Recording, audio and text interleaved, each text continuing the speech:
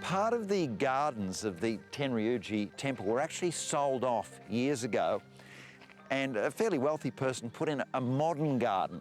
And then eventually, actually, it's been bought back by the temple. It's known as Hogonin. And so what you're looking at here is something which is very sympathetic with the stylized and ancient gardens of Japan, but I suppose with a new artistic interpretation. For instance, here I suppose this is essentially a dry lake, and the lake is actually created by all these lovely round greyish river pebbles. But all the way through there's all sorts of fascinating effects, but a new interpretation. And all of this, you really could do a lot of this in Australian gardens, take inspiration from a lot of this sort of stuff and do it in your own backyard.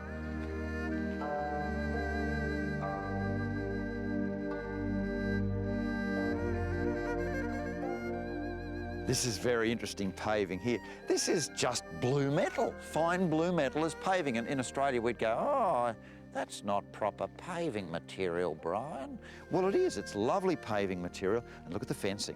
This is bamboo. And this is actually the tops of the bamboo here used like a skirt, and a few interesting little lines. Wherever you look here in this more modern style of Japanese garden, there's interesting bits of fencing.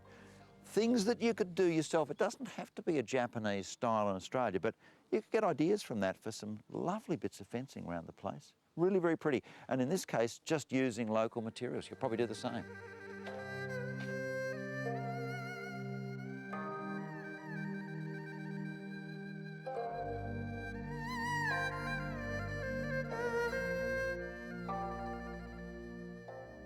Hankering for a water feature in your garden, but maybe can't afford it, or a bit worried about the technology? What about this? This is a dry creek bed. In other words, a pretend creek or river. This really is lovely. It's just a sort of a grey-coloured river gravel, and just put in a natural depression through the area. This would, I'm sure, act as a drain during periods of rain, but it's just the most wonderful way of having a symbolic waterway in the garden. Another beautiful part of this, I suppose, modern Japanese garden is this pathway. Don't you think it's lovely? Now, there's no reason, even if you don't really like the Japanese style, there's no reason you can't do a garden like that in an Australian bush garden or anywhere you like. There's so many good ideas here. Just keep your eyes open through the rest of the program for all the little bits you can steal and use in your own place. But this garden, well, it has a lot to teach us.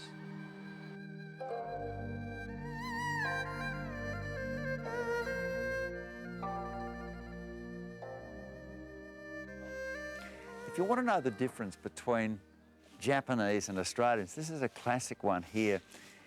If somebody was doing a job like that in Australia and we went to film them, they'd probably get a little bit cross with us and say, look, please don't film me doing this because this job is beneath me.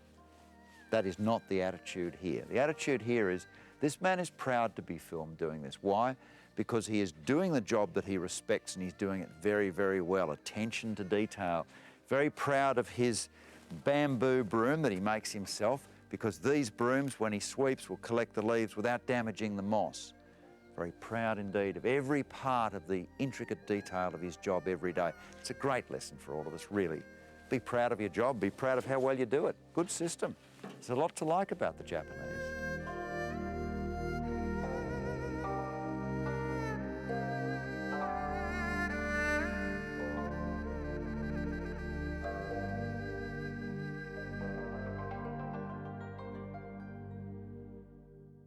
These are Japanese black cattle. We tend to call them Wagyu cattle in Australia.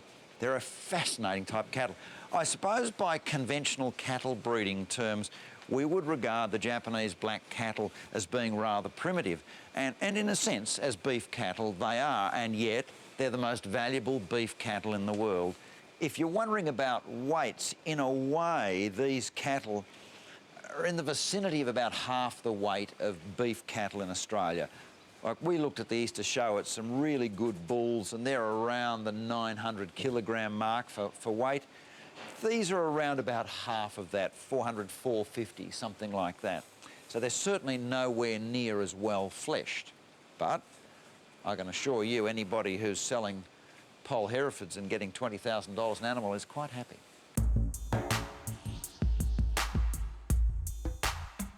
Do you kill steers or cows? Myth females. Why is that? メスの肉の方が美味しい。 They are more delicious than the male. This is maybe the best cow he has. How do you know it's the best one? 肉好きと I'm looking for the bones, how the meat is distributed. And also, I know because of the thickness of the sirloin, and also the skin tension and the coat. 皮膚は薄 The い。 coat is smooth, the skin is thin, で骨の細さ。 and the bone is 骨が fine. 細い。 What should it taste like? どういう味かな。 What can I say? The best meat in the world. 世界一ナンバーワン。 You'll notice how placid and quiet these animals are. You can reach up and pat them.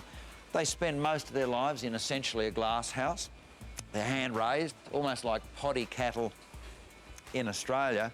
So it's a very, very different system. They don't spend all of their lives growing outside there. They're finished off in an intensive cattle feedlot system under shelter with fans going and all the rest of it. It's not a bad life till you eventually get the bullet in the head. They're called Wagyu cattle in Australia. The really correct name for them is black Japanese cattle. And the beef, if it passes inspection, is known after the area as Kobe beef.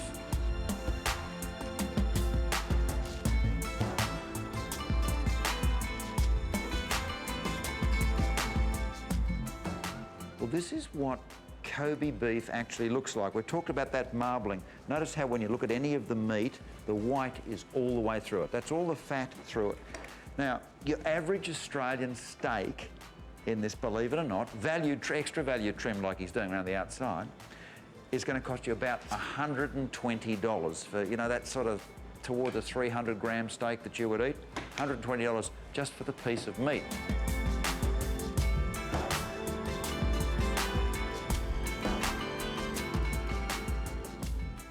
What all of that means is that that steak, that's a 300-gram steak in a top restaurant in Tokyo or whatever, $250 steak.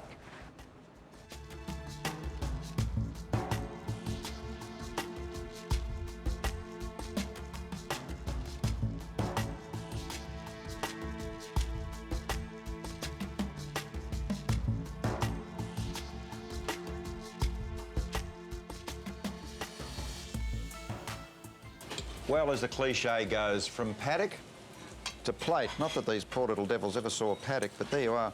This is Kobe beef. When they cook it, as I was saying, the fat sort of disappears. Beautiful flavour. For the first time on the trip, I got to use a knife and fork. How good's this? But look, Kobe beef is available in Australia at some of the better restaurants. You should look for it. It's not cheap. But I do suggest you try it. It actually is fabulous flavour. Really very, very good. When in Rome, do as the Romans. That's Kobe wine, Kobe beef. It's red, served chilled. Not quite there with a nice bottle of Penfolds, but it's a good, friendly sort of a red wine that's been chilled. It's all right. But the beef is to die for. Good? Good wine? Good. Good. Good. Coming up after the break, the Tokyo Shock Boys. I'm not quite sure what I'm in for there. And then an amazing electronic device that listens to your dog and translates its barks and yaps into Japanese and then, of course, English.